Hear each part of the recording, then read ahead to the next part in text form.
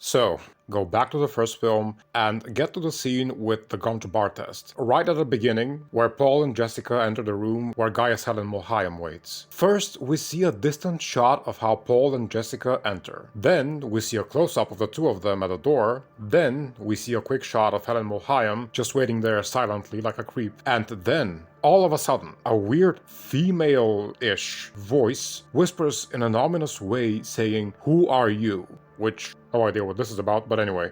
And at the same time that the voice is heard, the camera shot starts in at Paul's backside, and he's taking steps forward across the floor of the room as if already walking towards Helen Mohayam. But then no, the camera goes back and we see he didn't actually move at all, and he's still beside Jessica at the door, staring at Mohayam. And then the scene goes on as usual.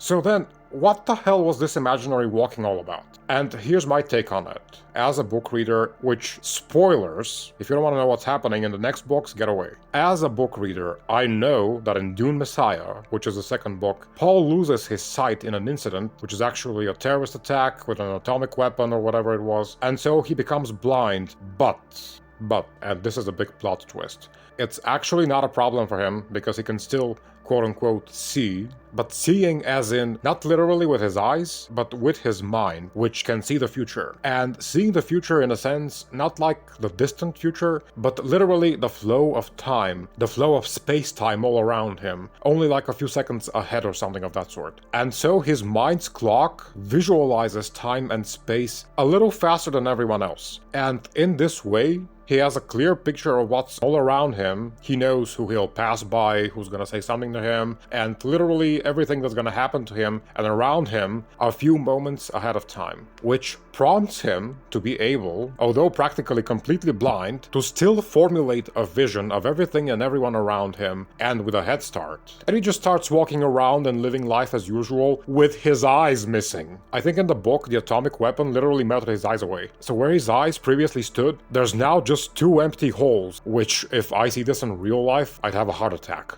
And so, this is the way in which Paul can see in the books, even while blind. Just his mind playing for him a video recording of the future a few moments ahead of everyone else. In this sense, is this what we actually see here in this scene in the film? With those imaginary few steps he takes across the room while Helen Mohayam makes him come to her using the voice? Because this is exactly how I imagined him seeing the near future in the novel. But the problem is, here we're at the very beginning of the story. He hasn't even survived the Gonjabar test yet, he hasn't taken the water of life, he's basically still a baby. So how come he's able to see the future like in Dune Messiah? If that is indeed what's happening here. In conclusion, on the one hand, I might be overthinking this because it's the kind of person I am. On the other hand though, if this is what I think it is, oh my god, then it's fucking brilliant. And such a perfect little nod to the book readers out there. But then on the other hand, can you imagine if this is just a case of weird sloppy editing and I'm overthinking it for no reason?